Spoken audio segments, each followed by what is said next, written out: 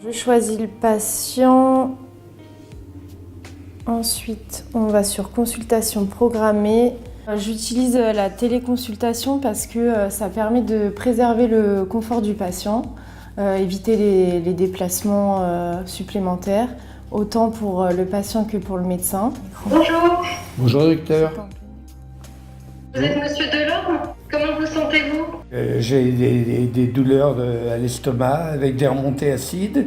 Ça fait à peu près 1 an que nous avons commencé l'expérimentation avec TocTocDoc. L'application TocTocDoc nous a permis surtout de pouvoir proposer une prise en charge de meilleure qualité, notamment sur tout ce qui était le suivi des plaies, cicatrisation. On a surtout des besoins au jour d'aujourd'hui pour les spécialistes, notamment pour tout ce qui est de la dermatologie, de la psychiatrie, de la cardiologie, de la pneumo éventuellement. Donc du coup, nous sommes en train d'augmenter, un peu étayer notre expérimentation. Les infirmières sont contentes de cette application TocTocDoc parce que facile. Les résidents ont plaisir à passer à la télévision. Ils aiment beaucoup, ils demandent à passer à la télévision. C'est très rigolo à voir, on n'aurait pas cru au départ.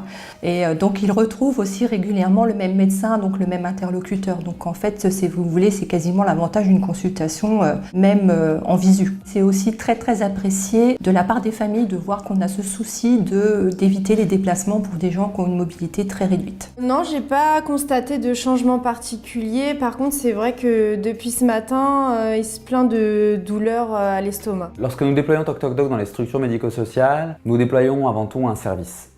La clé de voûte du succès d'un projet de télémédecine, c'est la conduite du changement. Donc en amont du déploiement de nos outils, on vient cadrer le projet médical de l'établissement. On forme les infirmières, les soignants, c'est-à-dire les effecteurs qui seront au chevet du patient pour réaliser les actes de télémédecine.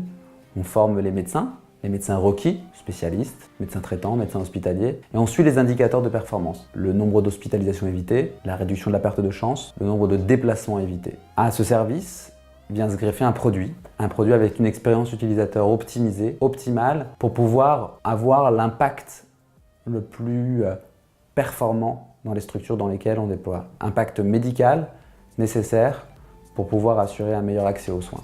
Si on n'a pas la télémédecine, un rendez-vous chez un spécialiste, en moyenne, ici en région parisienne, par exemple en dermato, 6 mois. TocTocDoc, j'ai eu un rendez-vous en 4 jours, une consultation qui a duré un quart d'heure, un compte-rendu dans l'heure, impeccable, et la résidente, le médecin traitant, le lendemain, avait le compte-rendu de la dermato.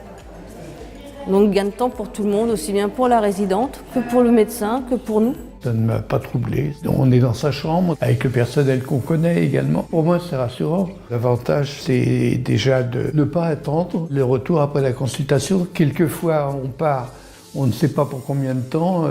L'auscultation, elle se fait en un quart d'heure et on attend 2 heures le retour.